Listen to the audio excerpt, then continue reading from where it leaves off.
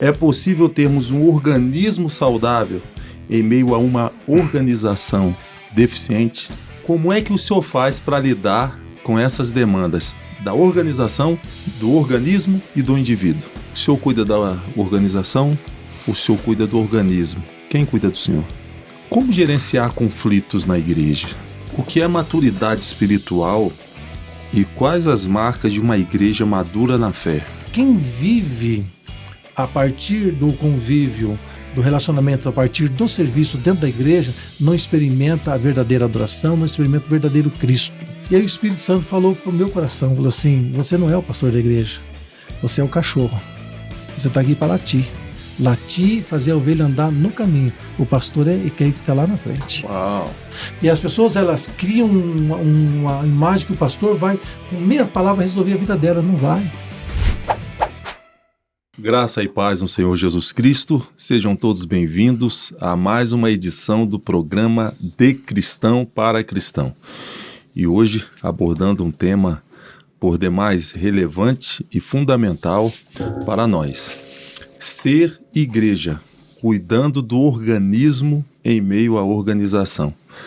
Nós sabemos que essa palavra igreja, ela foi ao longo da história da igreja cristã assumindo diferentes conotações. Eu posso me referir, por exemplo, à igreja, ao corpo de Cristo, à igreja militante, à igreja triunfante, àqueles que nasceram de novo, aos regenerados, ao corpo místico de Cristo. Posso chamar de igreja, está certo. Posso também me referir igreja à nossa confessionalidade. Por exemplo, se nós formos católicos, a Igreja Universal, a Igreja Católica, a Igreja Universal. Se nós formos evangélicos, a Igreja baseada no Evangelho, a confessionalidade evangélica. Se nós formos apostólicos, a Igreja Apostólica, a Igreja baseada nos fundamentos lançados pelos apóstolos, enfim. Eu posso também fazer uso do termo ou da palavra igreja de acordo com a denominação eclesiástica que fazemos parte. Temos a Assembleia de Deus, temos a Igreja Presbiteriana, temos a Igreja Batista, e nós nos referimos às nossas denominações eclesiásticas usando esse termo, igreja. Nós também usamos esse termo igreja aos nossos templos, à estrutura aonde ocorrem os cultos, e é comum nós dizermos: olha, estou indo ali na igreja. Hoje nós vamos à igreja. Podemos chamar de igreja a reunião que ocorre nos templos. A Bíblia diz: onde estiver 2 ou 3 reunidos em meu nome, ali eu estarei. Digno de nota, você sozinho é templo do Espírito Santo, mas você sozinho não é igreja. Para ser igreja, é você e mais alguém.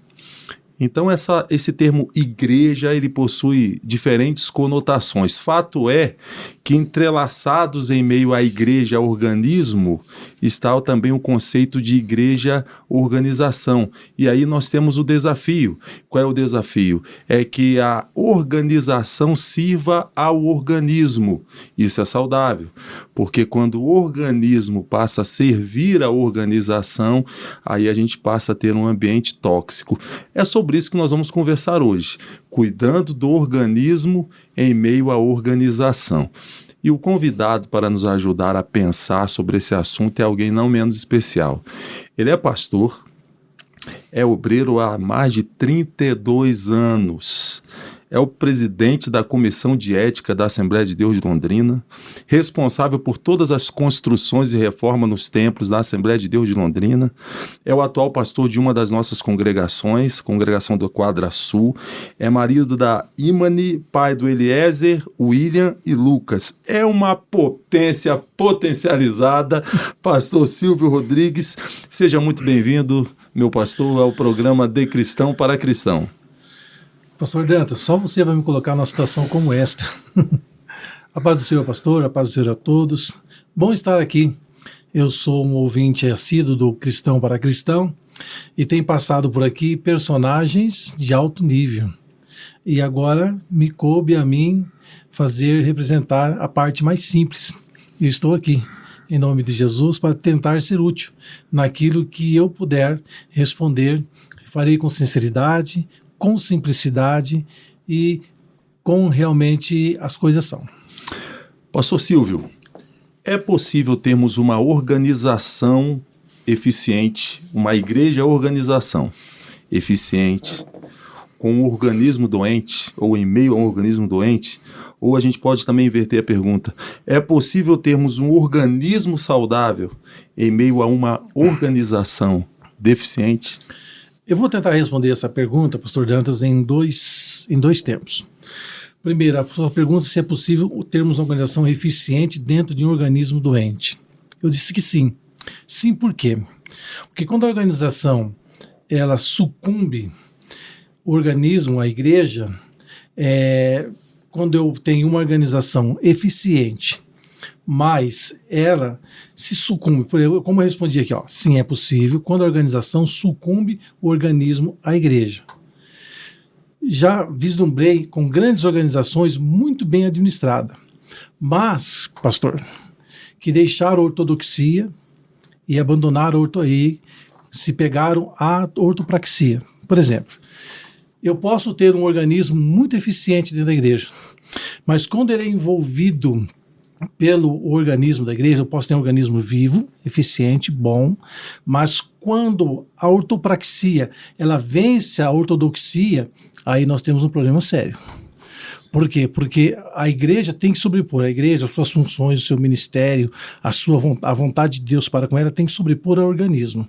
Se ela não sobrepor a organização a sucumbe, fazendo com que essa igreja fique atrofiada e ela não cresça. Eu já participei, já vi muitas igrejas que têm uma ortopraxia excelente, que tem uma praticidade, tem uma organização invejável, mas contudo ela vislumbra pouco o reino de Deus. É possível sim uma igreja estar sucumbida, oculta dentro dessa organização gigantesca, e ela deixa de ser igreja. Por outro lado também, quando a igreja ela cumpre o seu papel dentro da sua ortodoxia, para que ela foi chamada ortodoxia bíblica, verdadeira, ela consegue conciliar a instituição, ela consegue conciliar a instituição, a organização. Por quê? Porque a organização ela tem que dar suporte para o organismo vivo. Aí quando a organização ela dá suporte para o organismo vivo, aí então esta igreja tende a ser uma igreja poderosa e uma igreja que cumpre com eficácia ao seu chamado.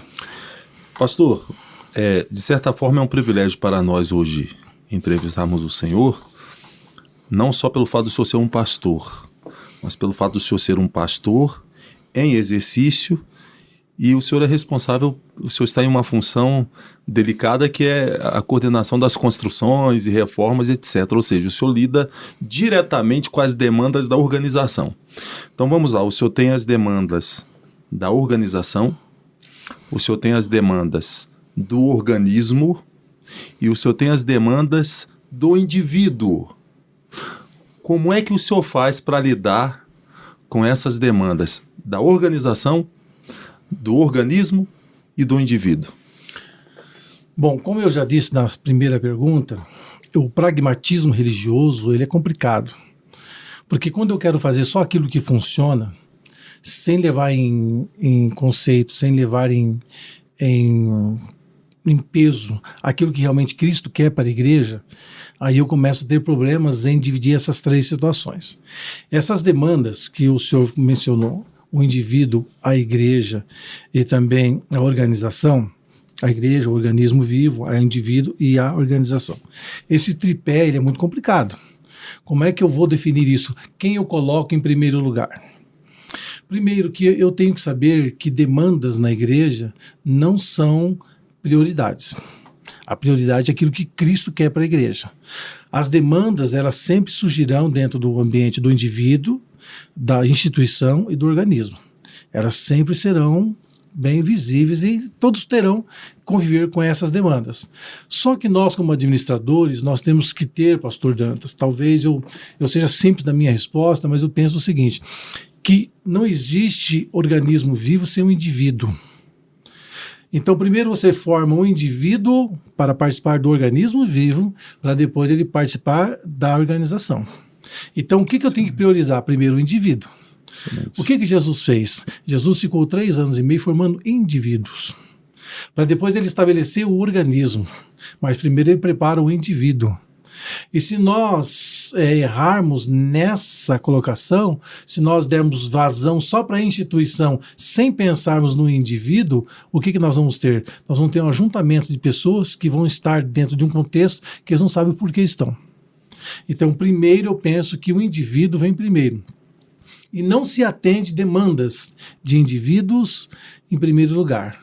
O que se atende no indivíduo é a sua primeira necessidade espiritual, de um novo nascimento, de um conhecimento do eterno, do conhecimento da palavra, para que ele, ao funcionar dentro do organismo, ele não seja uma pedra de tropeço para o organismo, ele seja uma peça de ajuda, ele seja uma engrenagem que vai fazer todo esse sistema funcionar. Quando o organismo vivo vai bem, a instituição vai bem. Mas se o organismo vivo ele falha porque ele não preparou o indivíduo para ser, então a instituição perece. Pastor, muitos pastores nos assistem aqui no programa de Sim. Cristão para Cristão. E pode ser que alguns deles, para não dizer muitos deles, se deparem com a seguinte situação. Por conta das circunstâncias, ele tem que optar. Ou cuida do prédio, ou cuida do povo. O que fazer nessa situação? Então, eu sempre, eu sou convertido há mais de quase 35 anos, e eu sempre tive um problema comigo. Eu tenho um ativismo religioso muito forte. E eu precisei ser tratado, na graça de Deus, com esse ativismo religioso meu. Porque como aquele obreiro que faz acontecer, eu sou desse tipo de obreiro. Parece-me que se Jesus não cura, eu dou um jeito de curar. Parece que Jesus não faz, eu vou na frente e dou um jeito de fazer. E aí eu olho para trás, Jesus, é assim que tem que fazer as coisas. Parece que eu sou daquele que faz essas coisas. Mas eu era assim. Eu era assim até que um dia eu fui trabalhado pela graça de Deus, porque o ativismo religioso, ele camufla a verdadeira espiritualidade. Então, pastor Dantas, eu sofri muito com isso, porque eu sempre fui muito ativo e sempre fui muito ligado às pessoas da congregação de congrego, e dizem que eu tenho uma ligação do 220, eu não paro. Então, é porque eu tenho esse ativismo dentro de mim. Mas eu tenho procurado, momentos agora, ter mais solitude, estar mais aos pés do Senhor, para entender mais a igreja. Porque quando a gente olha para o templo e olha para a igreja, a gente tem essa tentação de achar que a igreja se resume num bom templo, num bom púlpito, num ar-condicionado, numa igreja bem feita, numa fachada bem bonita, numa igreja ampla, com vários departamentos. A gente cai na tentação de achar que isto é igreja. E a gente acha que estar fazendo isso é estar fazendo a obra de Deus. Eu recebi um pastor para pregar em uma das nossas congregações quando eu era pastor, quando eu estava pastor nessa congregação, e ao sair na porta da igreja, um membro da igreja fez uma pergunta para ele sobre esse aspecto do ativismo religioso, da religiosidade do templo, e ele contou para esse membro que eu estava ao lado e eu ouvi ele dizer o seguinte, que um certo pastor foi orar ao Senhor, e orando ao Senhor ele disse, Senhor, estou cansado do teu trabalho. Eu construí tantas igrejas, eu fiz tantos institutos, tantas creches, e foi dando os números de todos os trabalhos que ele tinha feito a respeito da organização em si. E diz que quando ele orou sobre isso, reclamou, fez as suas lamúrias, diz que o Senhor disse para ele assim, isso aí foi você quem fez, eu não pedi para você fazer. Você não se cansou com as minhas coisas, você se cansou com as suas coisas. E quando eu ouvi isso, foi uma bofetada no meu rosto, porque realmente a gente cansa com o evangelho, mas não é com o evangelho que a gente cansa cansa com a instituição, a gente cansa com esse prédio que a gente forma, porque lá eu tenho que ter uma igreja bonita para dizer que aquela igreja é do fulano de tal, olha, aquela igreja é o pastor tal, e aquela denominação bonita, aquele prédio bonito, fica atrelado àquela pessoa. E às vezes a gente confunde isso, que a gente acha que isso é evangelho, pastor. Isso não é evangelho. Isto faz parte do evangelho, mas não é o todo. E a gente hoje tem se cansado muito com o templo e cansado pouco com o evangelho. Eu tenho uma casa aqui em Londrina, um pastor amigão meu, ele hoje não está pastoreando mais, mas ele era assim, ele assumiu uma congregação, todas as demandas de conserto, telhado, parte elétrica, tudo que tinha que ser feito de pintura e embelezamento do templo, ele era um leão para fazer. Enquanto durava a construção, 7, 8 meses, 1 ano, ele era o pastorzaço da igreja. Quando acabava as demandas do templo, as demandas do físico, da construção, ele pifava. Porque ele estava cansado e ele olhando para a igreja, ele não tinha um planejamento espiritual para a igreja. Ele era um mero pedreiro da igreja e assumiu o cargo de pastor. Foi tanto isso que 2 construções que ele fez isso, ele apavorou e desistiu de pastorear a igreja. Porque se eu, como pastor, vislumbrar só essa questão do templo, eu vou me frustrar. Eu estava fazendo um serviço para uma denominação que não é a Assembleia de Deus, e eu tive uma experiência muito interessante. Eu tinha acabado de fazer um painel muito bonito, e eu tinha feito uma parte elétrica e um painel, eu escolhi uma moldura para aquele painel, tudo fiz, a diaconia da igreja aprovou, ficou muito bem feito o serviço. E de repente veio um senhor, olhou para o serviço, elogiou o serviço. Eu gostei do elogio dele, foi muito sensato, uma pessoa muito coerente. E aí ele se retirou e foi embora. Aí eu perguntei ao diácono da igreja, quem é esse senhor aí? Aí esse é o pastor da igreja. Eu falei, mas eu vi que ele não teceu nenhum comentário, assim, de nenhuma opinião. Eu falei assim, não, o pastor aqui, ele é para pastorear, ele aqui não está para mexer com construção. Então, aquela instituição, aquela igreja, ela tinha esse conceito. O pastor não se envolvia com construção. Não é o caso do assembleiano. O assembleiano ele tem uma visão mais ampla. O pastor tem que ser um pouco... Ele lida com todas as áreas, como eu faço, né? Mas o problema é que nós, pastores, corremos esse risco de achar que construir é fazer o reino de Deus. Achar que embelezamento de templo é construir o reino de Deus. Não é. Se você não se cuidar, você é consumido por isso, e o evangelho te cansa, a instituição te cansa, não o evangelho, e aí você se frustra. Achei fantástico uma expressão que o senhor fez uso. O ativismo religioso camufla a verdadeira espiritualidade. Camufla. Excelente, pastor. Pastor Silvio, qual a principal missão da igreja? Porque, pegando o gancho desse ativismo que o senhor se referiu, às vezes nós nos envolvemos e nos engajamos em atividades sociais e faz parte, Sim. Não é? Atividades sociais, nós nos envolvemos no cuidado com a membresia da igreja, nós nos envolvemos com a pregação do evangelho, com o evangelismo, mas eu perguntaria para o senhor, qual é a principal missão da igreja, se é que existe uma missão específica? Olha, é muito difícil definir isso, mas eu escolhi 4 palavrinhas para fazer frente a essa sua pergunta. Primeiro, para mim, a igreja tem que ter adoração, comunhão, evangelização, serviço e edificação. Por que adoração? A adoração, ela é a principal identidade de uma igreja. Uma igreja que não adora não é igreja, porque a adoração é a aproximação. A adoração é a interpretação do que você está fazendo, é o conhecimento do que aquilo que você adora. E uma igreja que não adora, ela não conhece a sua função, ela não sabe ainda a que veio. Os nossos púlpitos são muito pobres de adoração. O nosso plenário, as nossas igrejas são pobres de adoração. São muito pobres, eles são mais espectadores, eles são mais assistentes de cultos do que adoradores. Porque o adorador, ele centraliza a sua fé, a sua devoção, os seus trajeitos, a sua maneira de ser no culto para o Senhor. Sem olhar do lado, sem se preocupar em julgar quem está do lado, quem está fazendo o que está fazendo, como está fazendo, e sem se preocupar de ser julgado também. O adorador se derrama. Quando eu olho para João 12, aquela mulher que está adorando os pés do Senhor Jesus, ela está ali de uma situação bem desfavorável, mas o foco dela é Jesus, tanto que Judas critica, os discípulos criticam, o que está à mesa critica, todos criticam. E ela rouba a cena. E a sua adoração é tão intensa que o próprio Lázaro, que é o recém-ressuscitado dos mortos, não está em evidência naquele lugar. Quem está em evidência é aquela mulher que, com vaso de alabastro, adora o Senhor Jesus.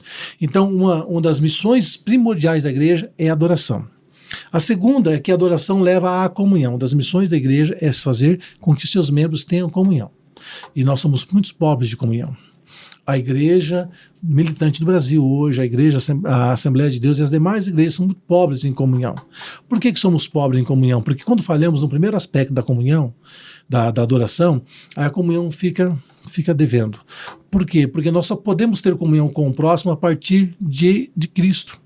Porque é Cristo quem faz nós nos amarmos, é Cristo quem faz nós nos comunicarmos, é Cristo quem coloca o verdadeiro elo do amor entre nós. Eu não te suporto, eu só te suporto porque Cristo está entre nós dois. Nós dois temos diferenças tão grandes entre nós dois, culturais, ideológicas, de aparência, talvez físicas e até financeiras. As nossas diferenças são tão gritantes que talvez nós jamais sentaríamos juntos no mesmo ambiente. Mas Cristo é capaz de fazer isso. Quando nós dois adoramos, nós dois temos comunhão com Ele e nós passamos a ter comunhão um com o outro. E a igreja, ela está sofrendo com isso, porque ela não adora e ela não conhece o seu Cristo, e por ela não conhecer o seu Cristo, o seu próximo não está próximo, o seu próximo, ela não entende o seu próximo. Aí ela vai falhar mais no outro aspecto ainda, que ela vai falhar na evangelização. Por quê? Porque eu só posso evangelizar, a missão da igreja é adoração, comunhão e evangelização. Então, no terceiro aspecto. Por que eu não evangelizo mais? Por que eu vou falar de quem eu não conheço? Eu vou falar de quem eu não convivo? Como é que eu vou falar de um Cristo que eu não experimentei? Esse Cristo é bom, esse Cristo é maravilhoso. Quem não quer Cristo? Ele morreu na cruz por nós. Mas o Cristo experimentado, vivenciado pela igreja, ele está muito aquém do nossos... Então a igreja tem falhado na evangelização, a igreja tem falhado no serviço, porque o serviço aqui ele está em quarto lugar. Eu coloquei ele em quarto lugar, por quê? Porque eu tenho uma visão dentro daquela parábola de Lucas 15, que o filho mais novo, quando sai de casa, ele vai embora e ele lembra lá fora que ele tem um pai. O que está dentro de casa, que estava servindo, não tinha um pai. Esse teu filho, quer dizer, se ele é teu filho, não é meu irmão. O senhor é injusto porque nunca me desse um cabrito. Quem vive a partir do convívio, do relacionamento, a partir do serviço dentro da igreja, não experimenta a verdadeira adoração, não experimenta o verdadeiro Cristo. Tem muita gente dentro da igreja que está servindo um Deus carrasco, um Deus que exige que ele trabalhe, mas ele não tem comunhão com esse Cristo. Então o seu trabalho é um trabalho árduo, difícil de ser feito. Então a igreja falha também no seu serviço, porque se o seu serviço não edifica Cristo, não glorifica Cristo, não traz glória para Cristo, então não faça, porque esse serviço está sendo um peso para a nossa vida. Outra coisa, edificação. Essas 4 palavrinhas que eu penso que é a missão da igreja: adoração, comunhão, evangelização, serviço e edificação. Uma igreja que falha nesses 3 primeiros não se edificam, porque nós edificaremos uns aos outros quando nós não falhamos nesses 3 aspectos. Por que é edificar um ao outro? É quando você adora, e eu percebo que a tua adoração é tão intensa que você me leva a adorar. Quando você tem comunhão com teu irmão, com teu próximo, eu vejo quão linda é a tua comunhão. Quando você pratica um serviço na igreja com excelência, aquilo me enche de alegria. Eu vejo que você pratica aquilo com amor, com muita dedicação, aí você me edifica. E você me faz querer ser igual a você. Então a missão da igreja, quando ela falha nesse primeiro aspecto, ela falha em tudo. Não adorou, ela falhou em tudo. Pastor, nunca mais eu vou esquecer isso aí. Adoração, comunhão, evangelização, serviço e edificação. Para mim é a missão primordial da igreja. Excelente. A igreja não precisa ter um assistencialismo social profundo, não, porque ela vai acontecer naturalmente. Naturalmente. Pastor Silvio, o senhor cuida da organização, o senhor cuida do organismo. Quem cuida do senhor? Eu poderia ser aqui agora um obreiro, vou dizer assim, talvez um cara que pudesse ser um reclamão, um vitimista. Pastores que entram no ministério sem a consciência do que estão fazendo se vitimizam, se tornam presas do seu próprio lamento, deixam as pessoas dizerem que vida pastoral é muito difícil. Não vou dizer que não é difícil, não é. Mas eu sou um observador da vida de Paulo. Quando Paulo estava para ser morto em Roma, martirizado, ele faz uma lista. Tantos me deixaram, esse me deixou, aquele me deixou, mas o Senhor me assistiu. O problema meu é que eu quero ser pastor de gente, partindo do princípio que eu vou ser valorizado por esses. e não vou ser. Se quiser ser pastor Dantas, a partir do reconhecimento humano, não entra nessa que você vai ter problema. Você vai se machucar. Não faça isso. Eu sempre digo, já preguei isso em público de igreja, que eu estava lendo um livro, e eu não me lembro agora o título do livro, esse livro me ajudou muito. Na região da Europa, os pastores lá, eles são que cuidam das ovelhas, pastores mesmo do campo, do dia a dia. Uma pessoa ia pastando e olhando o cuidar do pastor do dia a dia, e ele percebeu que o pastor ia à frente do rebanho com um cavalo, sentado no cavalo, e devagarzinho as ovelhas iam correndo atrás. E ele percebeu que algumas ovelhas saíam do meio do rebanho e começavam a ir pelas rebaldes. Aí os cachorros começavam a juntar as ovelhas, latindo e mordendo as patinhas das ovelhas, a perninha da ovelha, fazendo com que ela ficasse junto com o rebanho. E aí o Espírito Santo falou para o meu coração, falou assim, você não é o pastor da igreja, você é o cachorro, você está aqui para latir. Latir, fazer a ovelha andar no caminho. O pastor é aquele que está lá na frente. Uau! Isso aí. Quando eu aprendi isso, eu descansei, pastor. Porque eu tinha uma questão dentro de mim que eu tinha que buscar o crente que não ia para o culto, que eu tinha que visitar aquele que não está frequentando a igreja, que eu tinha que me preocupar com aquele que está desviado, com aquele que não está querendo. E aí eu comecei a achar que aquela pessoa, eu deveria dar conta da alma dela. Isso me adoeceu como pastor. Isso me adoeceu. Quando eu percebi que a minha função não é ser o pastor, mas apenas o cachorrinho que late, aí eu comecei a latir. E o meu latir não é as minhas ideologias, o meu latir é o evangelho. Eu tenho que latir o evangelho para que para a igreja andar junta. Aí ela vai olhar para o pastor que é Cristo, porque todos os pastores que fazem com que as igrejas olhem para ele, num certo momento ela vai desistir dele, porque ele não tem nada para dar. Eu tenho que levar as ovelhas a olhar para Cristo. E minha função é latir. Pastor, se a entrevista encerrasse agora, ela já teria sido um culto de doutrina, um curso pastoral. Poxa vida, que excelente. Pastor, alguém já disse que tradição é nós imitarmos a fé viva dos que já dormem. E tradicionalismo é imitarmos a fé morta dos que ainda vivem. Como o senhor avalia o papel do pastor hoje? Mais como um teólogo público, como um apacentador? De certa forma o senhor já respondeu, né? É um cachorro que late o evangelho, né? Exato. Uau! Mas o senhor tem oportunidade de explorar mais aí. Então, como pastores, nós somos seres públicos. Nós precisamos de uma identidade histórica, da denominação, uma identidade denominacional. Nós precisamos de uma identidade teológica, e nós precisamos de caráter, ética. Nós, como seres públicos, como pastores, nós precisamos dar cara a tapa. Agora, eu tenho que saber o seguinte: tradição, tradicionalismo, denominação histórica, identidade teológica, tudo isso é um contexto da instituição. Eu não posso negar a minha instituição. Eu tenho que fazer valer a minha identidade que eu tenho. Eu sou um assembleiano convicto. Respeito muitas outras tradições e as outras igrejas históricas. Respeito e admiro. Contudo, eu não fico uma hora sendo uma coisa, outra hora sendo outra, conforme a situação me convém, como me convém. Não faço isso.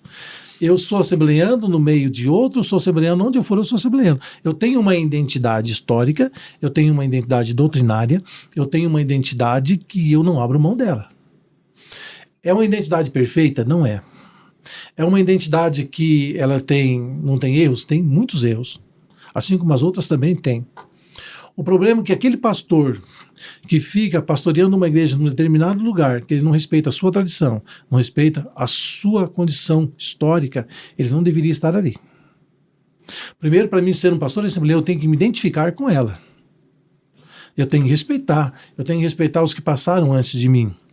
Eu tenho que respeitar aqueles que trouxeram a igreja até nesse prezado momento. Pastor Dantas, eu tive uma situação aqui no Templo Sede. um menino muito novo. Ele fez o curso de teologia AD, à distância. E ele, na congregação onde ele estava congregando, ele começou a pregar contra tudo que a Assembleia de Deus ensina. E começou a trazer problema para aquele pastor local. E como presidente do Conselho de Ética, tive que chamá-lo para uma conversa. E ele, numa arrogância teológica desmedida, totalmente fora de contexto, fora de qualquer princípio, ele me deixou um pouco meio alterado com ele, né? E aí eu peguei no bracinho dele assim, segurei bem firme e falei assim: filhinho, apertei o que deu, com a minha mãozinha pequenininha, apertei o que deu, até que eu vi que ele sentiu que eu apertei com vontade mesmo. Eu falei assim: faz o seguinte, sai dessa sala aqui agora, vai ali tem pastor de 70, 80, 90 anos, 100 anos, fala para eles que até agora eles erraram, que eles estão todos errados, que eles trouxeram a igreja há mais de 100 anos até aqui, mas que eles erraram, e que você agora, com um cursinho AD à distância, você descobriu a roda, vai lá e desfaz tudo que eles são, e você senta no púlpito e começa a mandar daqui para frente, vamos ver o que vai dar. Menino, respeita os mais velhos. Esses mais velhos, no base da sua dificuldade, mesmo com as suas dificuldades, com as suas limitações, trouxeram uma igreja até aqui. E nós somos responsáveis de dar continuidade a esta igreja com seriedade, com honestidade, não desprezando os que vieram antes de nós. Porque também nós passaremos, e os que vierem depois de nós terão que ver em nós sobriedade, equilíbrio e sinceridade. Excelente. Aí foi assim, tá terminada a reunião, e essa pessoa infelizmente não ficou no nosso meio. Ela parou de congregar com a gente. Mas espero que Deus o ajude, que ele acorde para a realidade. Muito bom, pastor. Pastor, às vezes eu tenho a impressão que nós fazemos um bom trabalho no atacado, Sim. no coletivo, mas somos deficientes no varejo, no individual. Como o senhor acha que a gente pode minimizar essa situação em uma comunidade de fé? Que conselho o senhor daria aí para os pastores que estão escutando o senhor? Meus pastores, meu pastor presidente, meus pastores, por favor, não me tenham mal. Mas a resposta que eu tenho que dar é um pouco prática e não vou aqui usar nenhum termo bíblico para fazer isso. Essa questão da sua colocação é muito séria, o atacado e o varejo do trabalho executado. Eu só tenho uma saída para essa solução, para resolver essa situação. É a descentralização. Todo pastor que centraliza tudo, ele se torna um déspota, se torna uma referência equivocada da igreja, e ele se torna um guru, e ele se torna uma pessoa intragável, e ele é o culpado do travamento da igreja. Eu não gosto muito dessa expressão, a igreja do pastor fulano de tal, a igreja do pastor fulano de tal. Até pastores colocam na frente da igreja a sua foto. Isso é horrível. Isso é totalmente fora de contexto. Quando a gente trabalha para atender pessoas, a gente não pode achar que só nós temos a última palavra e que só nós somos os mais sábios para dar o melhor conselho. Eu não faço assim. Eu já fui muito centralizador. Até que um dia eu percebi que eu me equivocava em muito.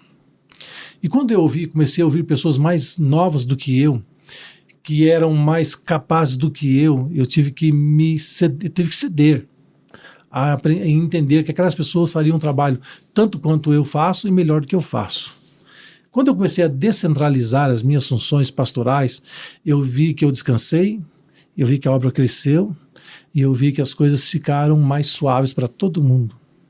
E todo mundo ficou valorizado no mesmo nível. Quando estava pastoreando a igreja anterior a essa que eu estou agora, eu disse à igreja, eu não sou a última bolacha do pacote. Eu sou uma pessoa com limitações e que eu não vou conseguir atender as demandas de vocês. Eu não estou aqui para atender demanda de vocês, eu vou atender as necessidades de vocês.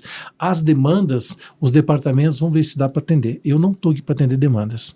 Porque se eu for tentar atender demandas, departamento A, departamento B, departamento C, eu não vou ter condições de atender nem fisicamente, nem espiritualmente e nem financeiramente.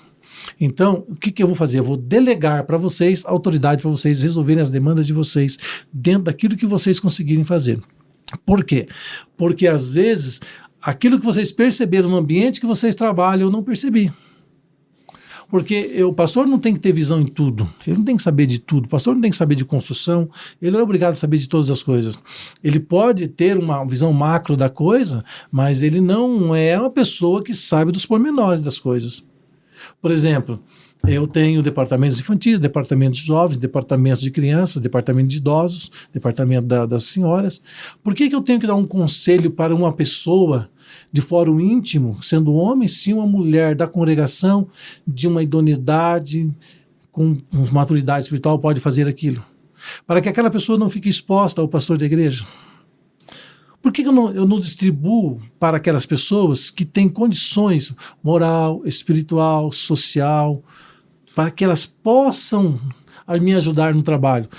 Quando eu faço isso, eu tenho problemas. Só que tem uma coisa, pastor, uma coisa que eu aprendi é que quando você vai pastorear pessoas, você não pode invadir a privacidade das pessoas. Pastor não tem que saber de tudo. Quem tem que saber de tudo sobre aquela pessoa é Cristo. O pastor precisa, em cima do púlpito, ser usado por Deus para levar aquela pessoa a resolver o seu problema. E eu aprendi, eu estava lendo um livro sobre vida pastoral. Sabe o que eu aprendi? Eu aprendi que 70% dos problemas da igreja é resolvido com boas pregações.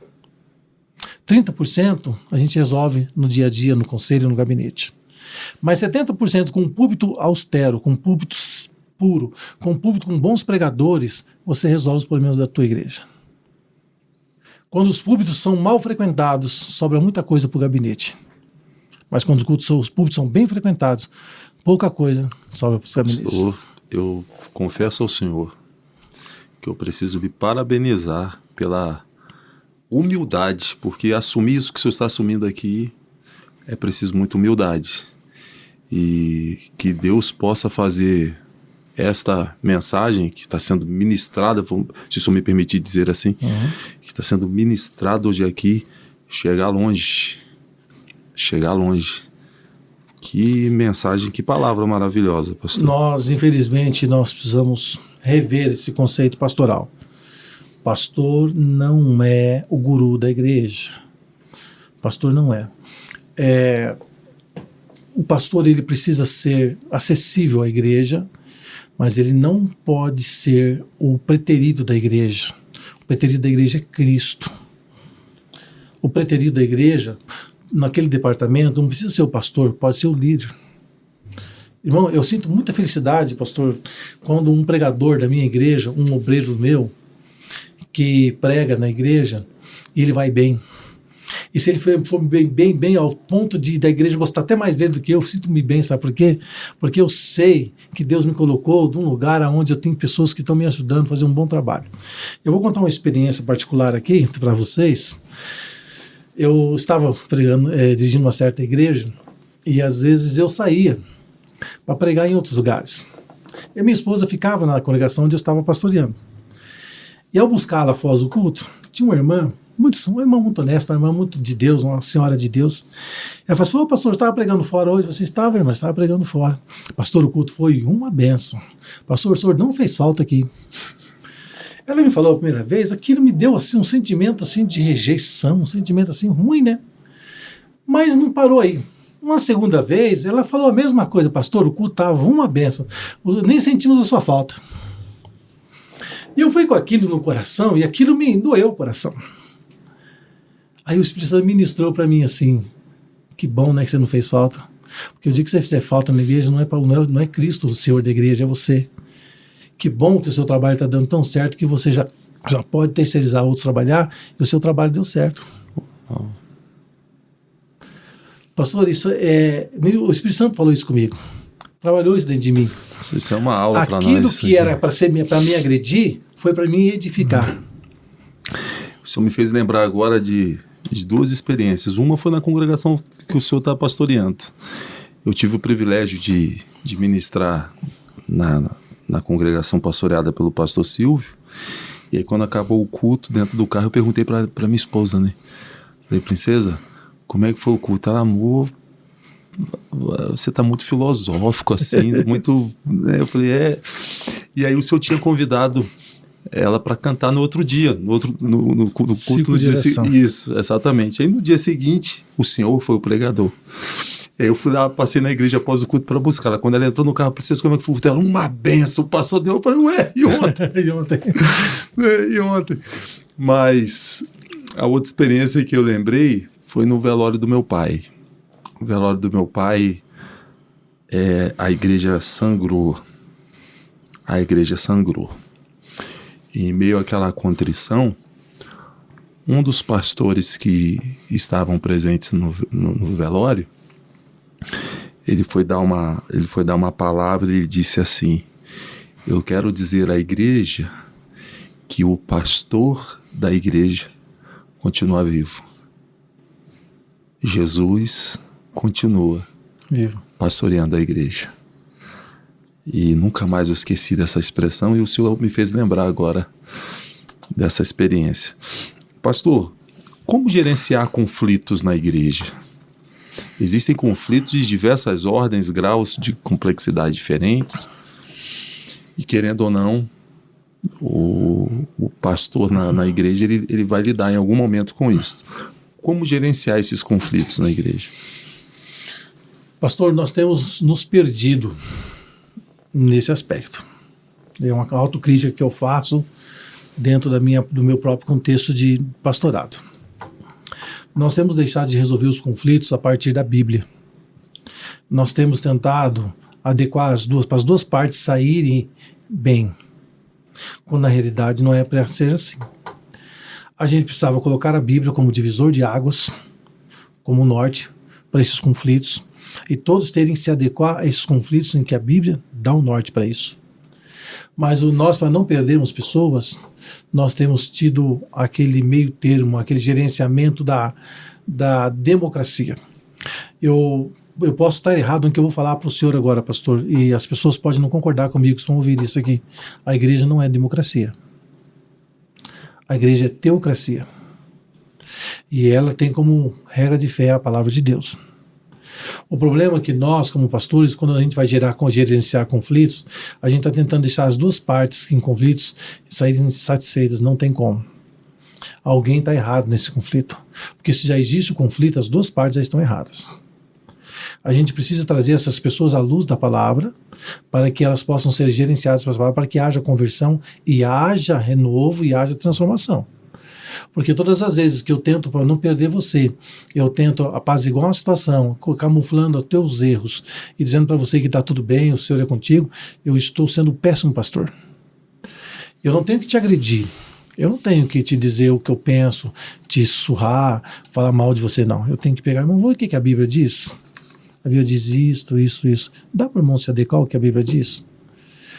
Nós abandonamos muito a Bíblia para resolver conflitos dentro da igreja. E nós estamos resolvendo conflitos dentro da igreja a partir da instituição. É por isso que nós estamos criando cada vez mais pessoas doentes dentro da igreja. Quando Paulo manda Tito para a ilha de Creta, ele fala para Paulo, olha, vai lá, coloca em ordem as coisas que têm que ser colocadas. Ele vai com uma anuência de Paulo e ele vai lá colocar presbítero no seu devido lugar, colocar tudo no seu devido lugar na ilha de Creta. Então, conforme o que Paulo ensinou à igreja, a doutrina de Cristo. Nós não podemos, Paulo, quando ensina a igreja de Éfeso e manda Timóteo para lá, ele manda ele munido, embora o menino novo, munido de toda a doutrina de Cristo, para que ele pudesse colocar ordem às coisas que estavam em desordem naquela igreja. Nós precisamos voltar a esses princípios, resolver os conflitos da igreja, gerenciando os conflitos da igreja a partir do que a Bíblia ensina. Mas nós temos tido um analfabetismo bíblico em cima dos nossos púlpitos gritantes. Nossos líderes têm se dedicado pouco às cartas pastorais, têm se dedicado pouco à eclesiologia, têm se dedicado pouco à doutrina de Cristo, têm se dedicado pouco às doutrinas pertinentes ao Evangelho.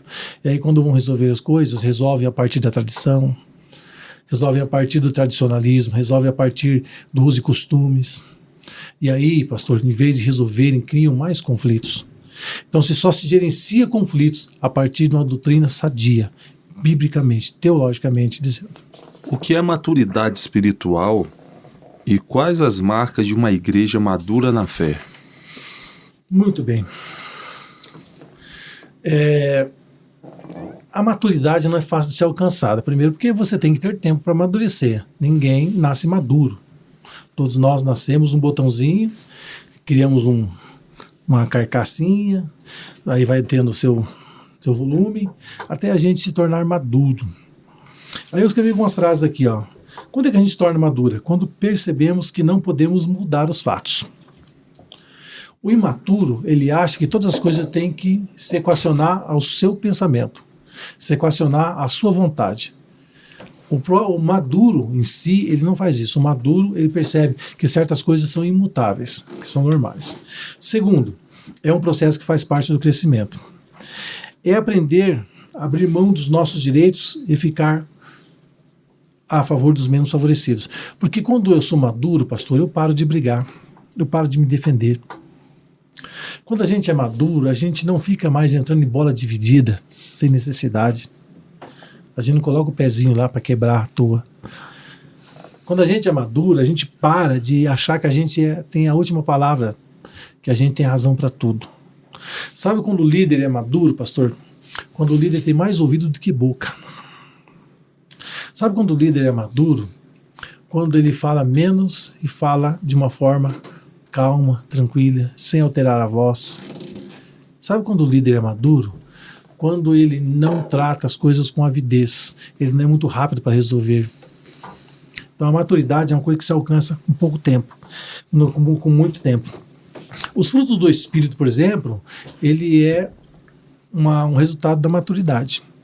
Só tem os frutos do Espírito Santo quem vive através do Espírito Santo, que adquire o equilíbrio, o domínio próprio, sabe se posicionar na adversidade, sabe respeitar as pessoas, mesmo que elas não concordem com você.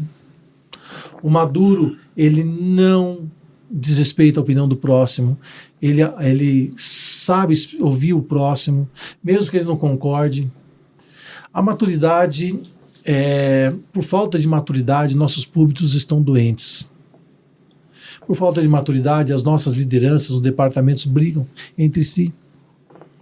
Por causa de maturidade, você coloca um líder num departamento da igreja, em vez dele ajuntar, ele esparrama. Por falta de maturidade, um pastor assume uma igreja, ele acha que agora ele tem que mandar até na zeladora. Ele tem que mandar até no vizinho da frente da igreja. Agora chegou o capitão, agora chegou o general. Não. A maturidade, quanto mais maduros nós somos, menos mandamos. Quanto mais maduros somos, menos brigamos. Menos briguentos somos. O senhor me fez lembrar de um texto que li, tem tanto tempo que eu não saberia dizer qual o título do livro. Mas ele dizia mais ou menos assim: houve um conflito na igreja e dividiu a igreja. Metade dos irmãos dizia, eu tenho razão. E a outra metade dizia, não, eu tenho razão. E ficou aquele cisma. Aí chegou o pastor. E o pastor tentando acalmar os dois lados. E um lado dizia, eu tenho razão. E o outro lado dizia, eu tenho razão. Aí o pastor chegou e disse assim, vocês têm razão? Aí eles, temos razão. Vocês têm razão? Aí, nós temos razão. Aí o pastor perguntou, eu queria fazer uma pergunta a vocês. Quem está disposto a abrir mão da razão e abraçar Cristo? Quem está disposto? Aí eles ficaram assim. Aí, estou, pastor. Falei, está disposto a abrir mão da sua razão? Estou. Então eles estão com a razão. Então eles podem ficar com a razão? E aí ele gerenciou o conflito nesse aspecto. Sim. Né, de realmente a maturidade. Chega um momento em que a Bíblia, aliás, o apóstolo Paulo, ele fala que chega um momento que é até bom que haja discórdia para que o aprovado seja revelado. Sim.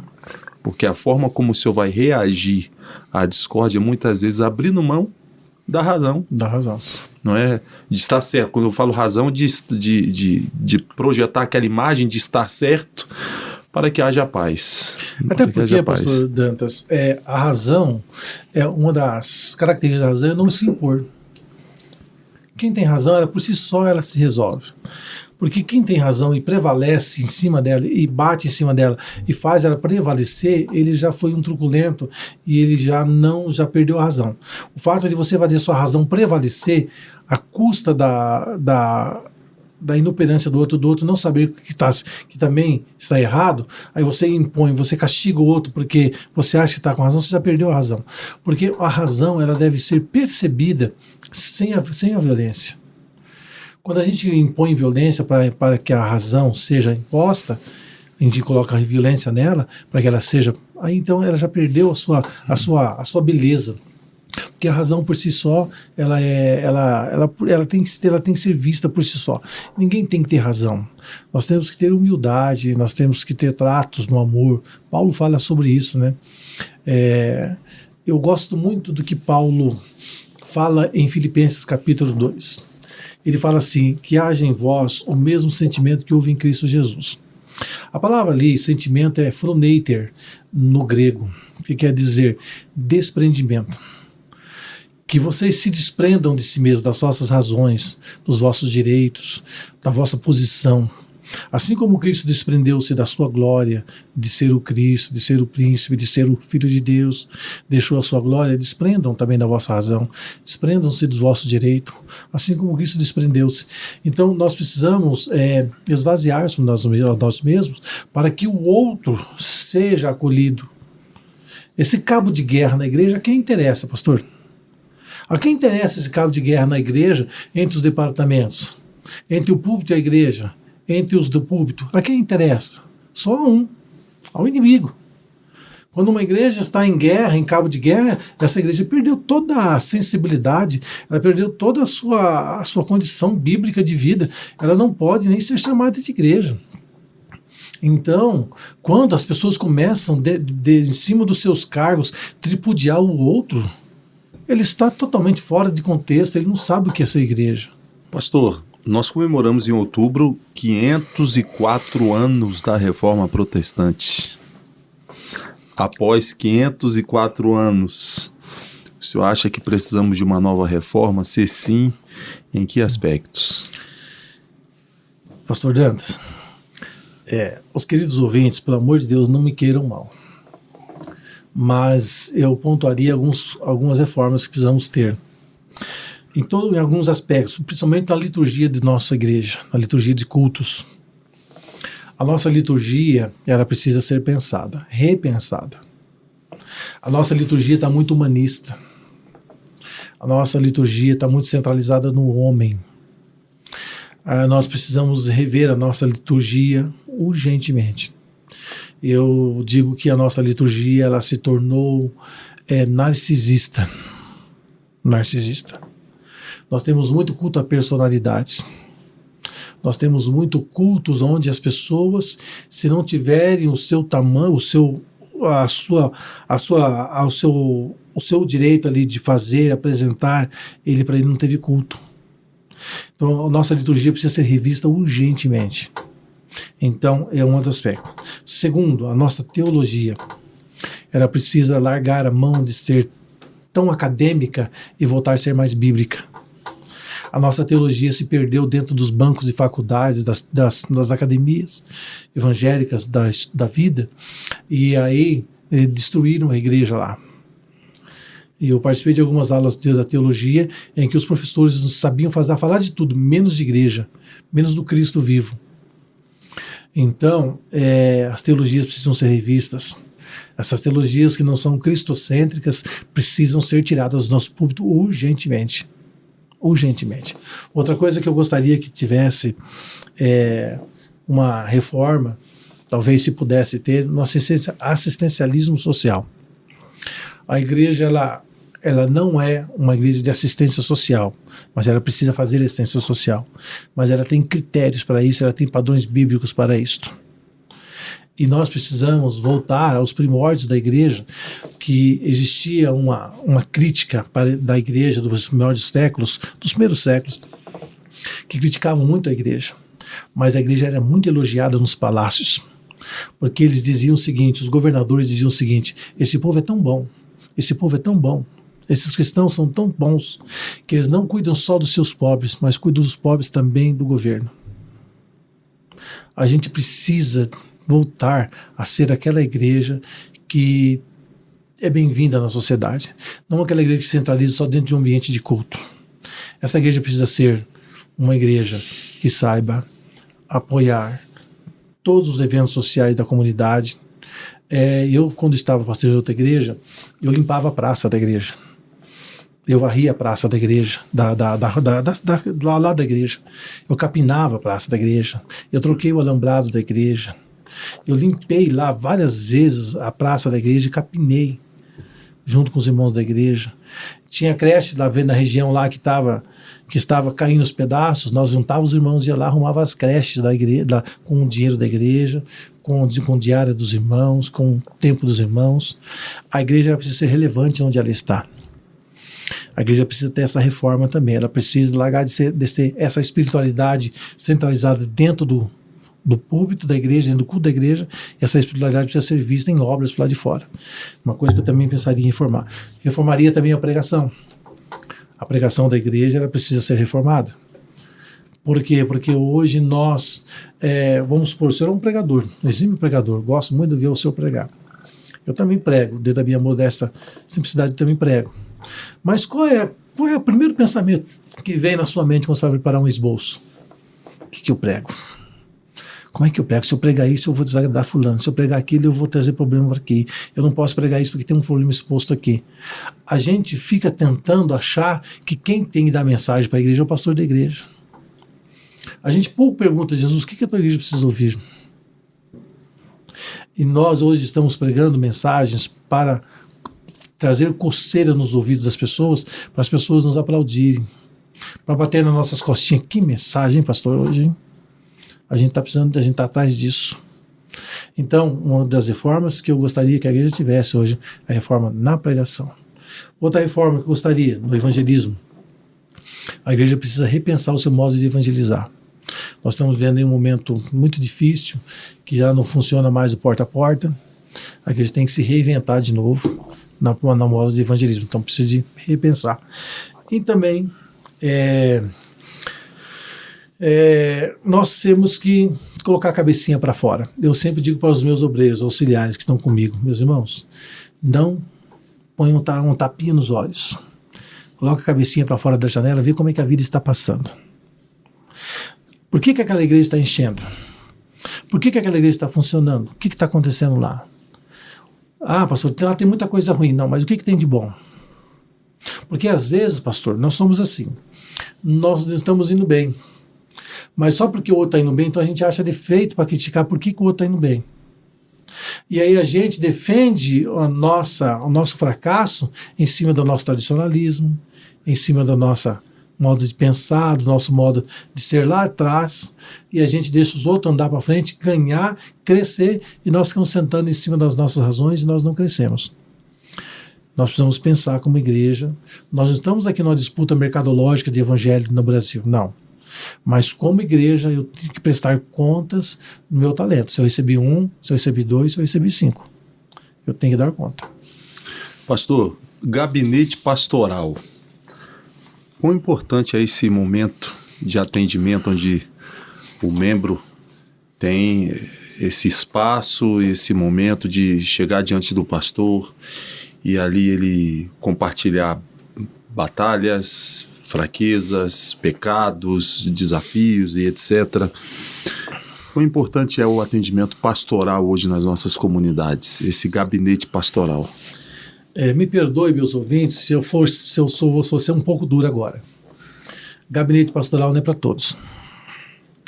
O gabinete pastoral é uma faca de 2 gumes. Ele pode ser uma bênção ou ele pode ser uma destruição para a vida do obreiro. Por quê, pastor? Porque o gabinete pastoral ele é útil na igreja e deve ser usado. Mas para os pastores levianos imaturos, para líderes imaturos, o gabinete é o pior lugar onde ele pode receber pessoas. Por quê? Porque vemos nos dias muito difíceis e o pastor deve gozar de confiança da igreja. Se ele não gozar de confiança da igreja, então ele não serve para ser pastor daquela igreja. Contudo, não há só levianos no ministério, há levianos na multidão. E o gabinete precisa ser um lugar que tem que ser tratado com muita seriedade, com muita austeridade. Porque ali as pessoas abrem as suas vidas. E se um pastor não tiver condições de guardar segredo, que não use o gabinete pastoral. Ele é útil, mas ele pode ser um dano muito sério para a igreja. O gabinete pastoral, ele é necessário, mas ele precisa ter restrições, porque nem todos têm aptidão para tratar assuntos dentro do gabinete. Nesses 30 e poucos anos de ministério, eu tenho tratado de coisas que jamais eu poderia falar para alguém. Não falaria, nem sob ameaça de morte. Porque você está tratando com vidas. E as pessoas, elas buscam num pastor uma referência de seriedade, de honestidade, de uma pessoa sincera que vai ajudá-lo no seu problema e não esparramar o seu problema e não colocá-lo à exposição pública. Ao mesmo tempo que uma pessoa procura um gabinete pastoral também, ele quer sair dali edificado. E pastor, vou ser sincero com você, vamos colocar entre 10 atendimentos pastorais, 8 deles eu não sabia o que dizer. Não sabia o que dizer. Porque essa vaidade que nós temos como pastor, que a gente tem que ter palavra para tudo, saída para tudo, isso é conversa. Isso é conversa, o senhor é psicólogo, o senhor sabe disso. Que a gente não tem que ter resposta para tudo.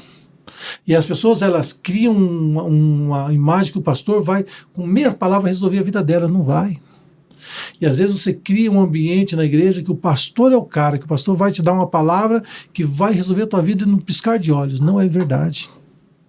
Então eu tenho muito medo disso, de vender uma imagem de que você vai sentar com a pessoa e aquela pessoa vai sair dali curada, resolvida. Não vai, pastor. Vamos colocar entre 10 atendimentos, talvez eu acertei em 2 ou 3. 7 eu deixei para o Senhor resolver. Porque não tem coisas, não tem como resolver. Tem coisas que não tem como resolver. Parabéns pela honestidade, pastor. Pense na edificação que está sendo essa entrevista, né? Pastor, existem muitos que foram feridos na religião e feridos em nome de Deus. Feridos na religião e feridos em nome de Deus. Foram frustradas, se decepcionaram e não querem mais ser integrantes de nenhuma comunidade de fé. Pode até ser que vez ou outra faça uma visita numa congregação aqui, numa denominação acolá, mas não querem mais ser membros em nenhuma instituição. Por que vale a pena congregar? Que palavra o senhor daria para essas pessoas? Pastor, esse assunto seu, ele é assunto para horas. Mas o que eu fiz aqui nessa pergunta sua? Eu separei um pouquinho para tentar responder com mais simplicidade possível, porque o tempo não nos permite. O tempo não nos permite. Feridos pela religião. Essa palavra que o senhor colocou, ela se autorresponde. Porque religião fere, a religião é um lugar de feridos mesmo. Feridos ferindo a outros. Porque a religião, pastor, é o Caim. É tentando resolver a questão sua, matando, resolvendo seu problema de rejeição, resolvendo seu problema de que eu não quero ouvir a Deus, inveja. O ambiente da religião é o pior ambiente para se viver, quando você é religioso, simplesmente. Então, a religião fere, a religião mata. A religião, ela traz mais prejuízos que benefícios. Então, os que estão feridos pela religião, dão um conselho: deixe de ser religioso. Dou um conselho. Aí você faz outra pergunta. Os feridos em nome de Deus, eles são culpados de serem feridos em nome de Deus. Porque eu achei que aquela pessoa que estava falando em nome de Deus representava Deus. Eu não perguntei para Deus quem era aquela pessoa. Por exemplo, eu sou um pastor. A pessoa não pode acreditar em mim totalmente, jogar toda a confiança em mim. Eu estou falando em nome de Deus, mas a pessoa tem a mesma acessibilidade a Deus que eu tenho. Então, se ele deixa eu ferir ele em nome de Deus, porque ele não procurou a Deus, ele é culpado tanto aquele que o feriu. Eu não posso jogar essa culpa, me ferir em nome de Deus, então Deus é culpado, é aquela pessoa culpada. Não. Você tem acesso, através da cruz de Cristo, ao mesmo acesso que tem esse que te feriu. E se você deixou se ferir, porque você não foi em busca daquele que não fere, daquele que salva, que é o próprio Cristo. Às vezes a gente, pastor, a gente quer culpar o outro, que a gente está ferido em nome de Deus. Porque esse pastor falou isso, porque esse líder falou aquilo. Poxa, calma aí, meu irmão. Você tem uma Bíblia na mão, você tem uma consciência própria, você é inteligente, você sabe ter juízo das coisas. E por que eu me deixo ferir em nome do outro? Porque eu fui ganancioso. Por exemplo, vamos falar em uma situação recente no Brasil. Um tal de João de Deus aí, que fez o que fez, está preso. João de Deus. As pessoas que foram enganadas em nome de Deus, por que foram enganados, pastor? Porque eles quiseram também tirar proveito. A religião é um campo muito fértil para isso, para que os que são espertões em nome de Deus se locupretem da inocência do outro e da vaidade e da ganância do outro. Então quem é ferido em nome de Deus tem tanto culpa quanto aquele que fere. Porque não foi. Eu não estou dizendo aquele que é totalmente destituído de inteligência. Estou falando daqueles que têm um mínimo de consciência. Aí eu sou disso dos decepcionados, as pessoas se decepcionam com a religião. Qual é o problema da decepção? Por que eu me decepciono com o pastor Dantas? Porque eu espero dele e eu apostei coisas nele que ele nunca me prometeu. O senhor nunca me prometeu que o senhor ia me levar para tua casa para dar churrasco, o senhor nunca me prometeu um carro novo, o senhor nunca me prometeu. Aí eu crio expectativas em cima de você que você nunca me prometeu. E as pessoas vêm para a igreja em cima de uma pregação mentirosa. Venham porque você vai ser abençoado, venham porque Deus vai mudar a sua vida. Existe um fundo de verdade, existe, mas isso não é o evangelho. O evangelho é arrependei-vos e convertei-vos, que é chegado do reino de Deus. O machado está colocado à raiz da árvore. Aquele que não se converter será cortado e lançado fora. Esse é o evangelho.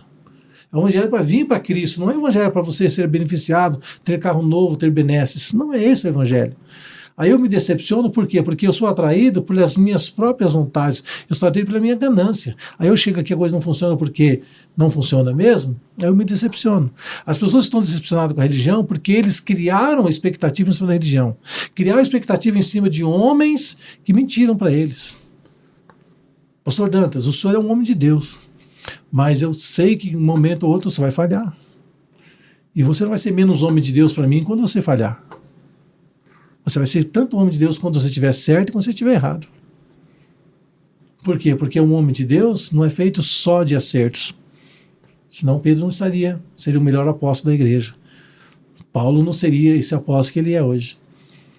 Então, essas pessoas que se decepcionam porque criam expectativas erradas. Segunda coisa, o senhor perguntou aqui, outra coisa perguntou. Que não querem mais congregar. Eu aconselho que não congregue mesmo. Porque se for para a pessoa congregar, para ele continuar se decepcionando porque ele não teve a visão certa da igreja, que não vá para a igreja. Porque ele vai cada vez ficar pior. Piorar a situação a cada vez mais. Ele tem que ter a leitura certa da igreja, a leitura certa do evangelho.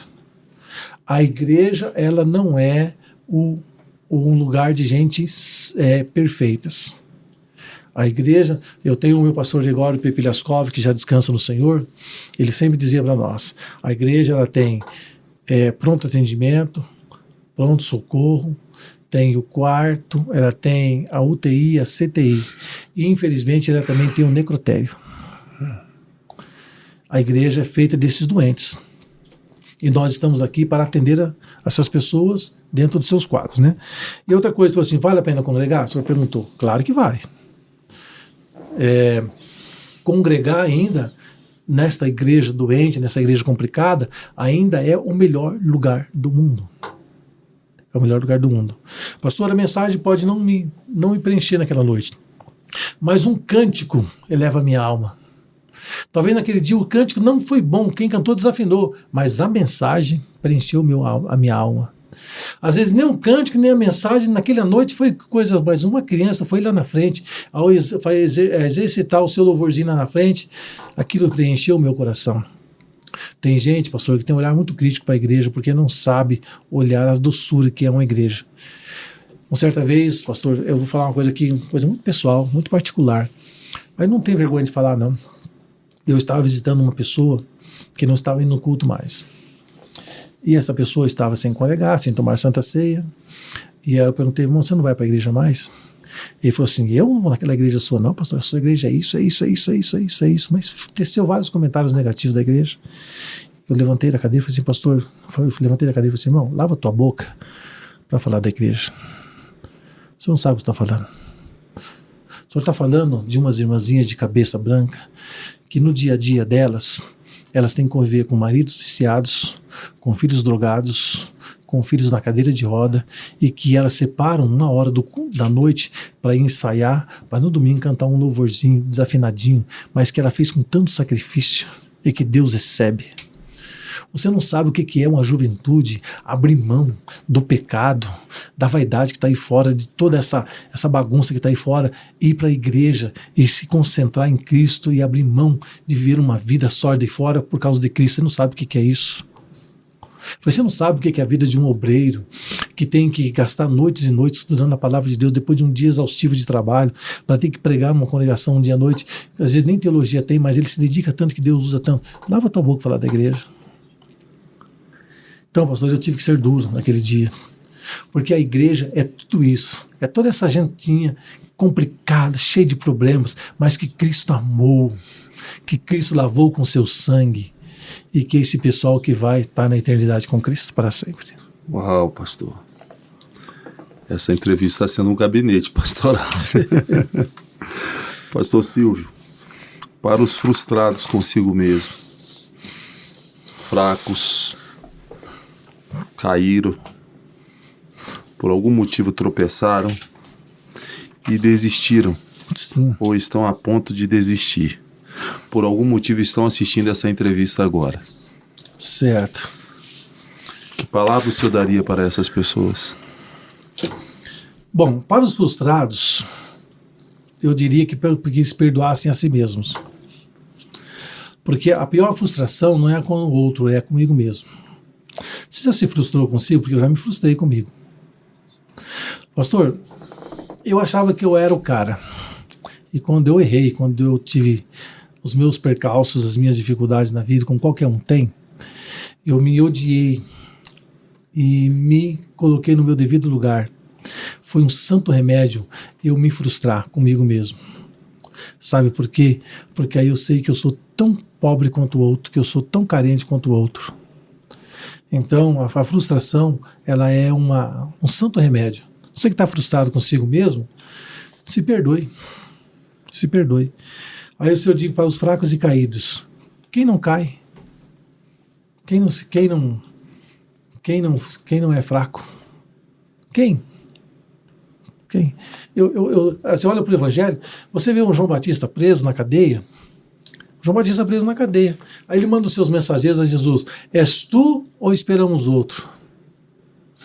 Ele entrou em crise, estava para morrer, pregou sobre o Cristo, o ressurreto, o Cristo que viria para trazer o pecado de todo mundo. Foi um santo pregador, um homem que estava com dúvidas na cadeia. Quem não tem dúvidas, pastor? Quem não tem fraqueza? Quem não tem incredulidade às vezes? Quem não tem? Às vezes, pastor, eu vou orar diante de Deus, diante de Jesus, eu estou aqui que eu preciso orar, mas eu não estou com vontade de orar.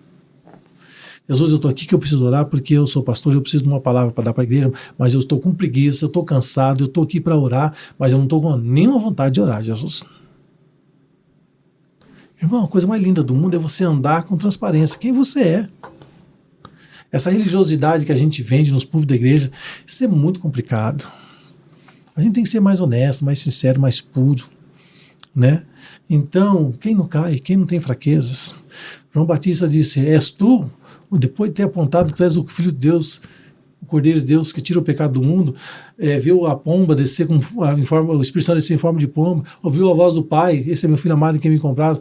Teve dúvidas. Se um João Batista teve dúvidas, quem somos nós para não termos dúvidas? Quem somos nós, não é verdade? Se Jesus pediu, Pai, passa de mim esse cálice, né? Então, aí eu tenho... Só que tem uma coisa, pastor, eu sempre gosto da ação do Getsemane. O Getsemane sempre me ensina muito. Jesus estava com 11 apóstolos, porque um já tinha ido traí-lo. Ele chega no Getsemane, ele tem 11. O que ele faz? Ele pega 8 e deixa 8 aqui, pega 3, deixa aqui e ele vai um pouquinho mais à frente. O que Jesus me ensina? que você vai ter sempre os discípulos dos 8, ou dos 3, e certas coisas você vai ter que resolver sozinho. Certas coisas você vai ter que resolver sozinho, não tem jeito. Tem outras coisas que é você e Deus. A gente tem que entender que essa questão da igreja, existe aqueles membros que são os 8, os 3, e tem coisas que você, como pastor, você não vai poder contar com muita gente, é você mesmo que vai ter que resolver.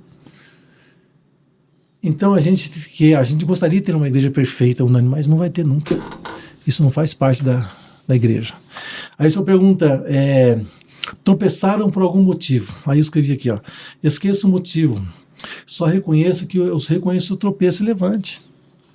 Sabe qual é o problema? A gente tropeça, a gente quer achar motivo para nossos tropeços. Tropeço é tropeço, independente do motivo.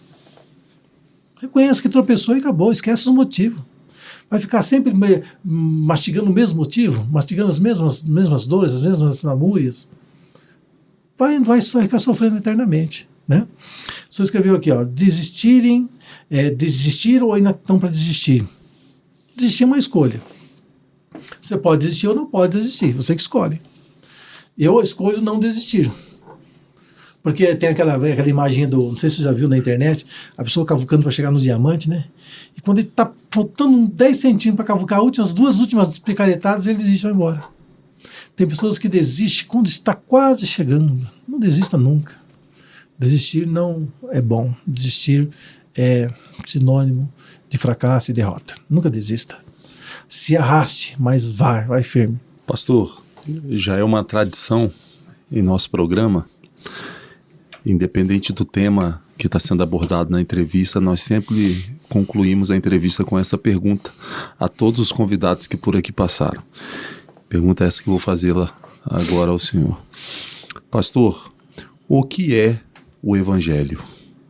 Bom, até aqui eu respondi tudo para vocês sem fazer nenhuma indicação bíblica. Agora eu quero fazer. Eu quero me valer do capítulo 2 de Lucas e o versículo 8, que para mim tem toda a resposta para essa sua pergunta tão maravilhosa. Olha, o que é o Evangelho para mim? Ora, naquela mesma comarca, pastores estavam no campo e guardavam durante as vigílias da noite o seu rebanho. Então, o que é o Evangelho? Eis que o anjo do Senhor veio sobre eles e disse, e a glória do Senhor o cercou o resplendor, e tiveram grande temor. Primeira coisa, o que é o Evangelho? É a glória do Senhor, é a revelação do Senhor. E o Evangelho teria que nos fazer temor e tremor, porque é a revelação mais ampla de Deus, é o Deus derramado, é o coração de Deus aberto para todo homem. Segundo, versículo 9. Eis que o anjo do Senhor veio sobre eles, a glória do Senhor cercou, versículo 10. E o anjo lhe disse, não temas, porque eis aqui vos trago novas de grande alegria para todo o povo. O que é o Evangelho? É novas de grande alegria. Para quem? Para todo o povo. O Evangelho, ele não tem qualificação de pessoas, o Evangelho não tem discriminação de pessoas, é para todo o povo. O Evangelho é para todos. E a Bíblia diz que novas de grande alegria. Evangelho é alegria, pastor. Se eu e você estamos vivendo dentro do Evangelho, dentro da igreja, e não temos alegria, embora temos dúvidas, então isso não é o Evangelho. O Evangelho, ele é motivo de alegria. O Evangelho tem que nos dar alegria. O que é o Evangelho para mim? Evangelho é um coração alegre. É um rosto que brilha. É alegria no coração. Sem alegria no coração não é Evangelho. Outra coisa, o versículo continua dizendo o seguinte: pois na cidade de Davi vos nasceu hoje o Salvador, que é o Cristo Senhor. O que é Evangelho? O Evangelho é um Salvador, é um Cristo e é um Senhor. Primeiro, o Evangelho, ele salva. Ele tem um Cristo que é ungido, que é o que nos substitui no nosso pecado, e ele tem um Senhor que assume a nossa vida. Porque Davi vai dizer o seguinte, ele vai dizer assim, o Senhor é meu pastor. Primeiro ele diz que antes de Jesus ser pastor, ele é Senhor. Então o Evangelho é que agora nós temos um senhorio sobre nossas vidas. Nós temos um Salvador, mas nós temos um Senhor. O que é Evangelho para mim também? Isso, Senhor, isso vos será por sinal, achareis um menino envolto em panos em uma manjedoura. Aqui eu termino a minha palavra. O que é o Evangelho? É um menino, é uma criança, simplicidade. O que é um Evangelho? é coisa simples, envolto em panos, pobreza, simplicidade, sem glamour, numa manjedoura, aonde não precisa de ostentação nenhuma. O que é o Evangelho? É o lugar da simplicidade, é o lugar onde todo mundo pode chegar, é o lugar onde todo mundo é aceito. Isso é Evangelho. Pastor, muito obrigado. Obrigado por sua presença, pela riqueza das respostas. Eu confesso ao Senhor que foi de uma edificação pessoal, no meu caso, e tenho certeza que para tantos que estão nos assistindo. Cada entrevista tem sido única em peculiares aspectos aqui no programa. Confesso ao Senhor que o Senhor disse em uma das suas respostas que 2 pregações na igreja muitas vezes resolve 70% dos problemas da igreja. E respostas que o Senhor deu aqui hoje, com certeza, com toda certeza, foram respostas usadas por Deus para tratar problemas de tanta gente, problemas do meu coração, problemas no coração de tantos que estão assistindo. Muito obrigado. Geralmente eu concluo a entrevista ministrando a bênção apostólica, mas eu não vou ter essa audácia de fazer hoje. Tendo o senhor aqui, eu gostaria que o senhor ministrasse para nós a bênção. Pastor Dantas, eu relutei para vir aqui, sabe? Porque você tem trazido aqui algumas pessoas que eu tenho muita admiração. A entrevista do pastor Mantovani, por exemplo, me foi muito enriquecedora. Eu sou suspeito de falar que eu gosto muito do pastor Mantovani, mas o senhor tem trazido algumas figuras aqui maravilhosas, todas com muito êxito. E eu, para vir aqui, eu estava me sentindo muito pequeno para estar aqui, diante da sua nobreza, diante da sua capacidade de trabalhar esse assunto, de ser esse entrevistador que você é. Obrigado, parabéns pelo trabalho, a todos da técnica, e esse é um trabalho que tem enriquecido a Igreja de Londrina. Eu sempre tenho dito para aí que a Igreja de Londrina tem feito a diferença no Brasil e no mundo. A Igreja de Londrina é uma igreja inteligente, uma igreja que pensa, uma igreja que não tem vaidades, uma igreja que está no caminho do Evangelho. Nós temos aqui um ministério muito sadio, um ministério coeso, um ministério abençoado, e eu sou muito grato a Deus por participar de um ministério tão abençoado como é o de Londrina. Me sinto honrado, e muito mais honrado contigo, embora eu brinco contigo de vez em quando, mas me sinto honrado. Obrigado pelo carinho, obrigado pelo convite, tá bom? Vou dar a bênção então. Sim, senhor. Que o grande amor de Deus e a graça de nosso Senhor Jesus Cristo, as consolações que advêm somente do Espírito Santo, reine, domine, esteja em vossos corações hoje e sempre, vos guardando, vos protegendo, vos guiando em tudo. Amém. Deus te abençoe muitíssimo, um beijo no coração e até o próximo programa, se Deus assim permitir. Deus abençoe.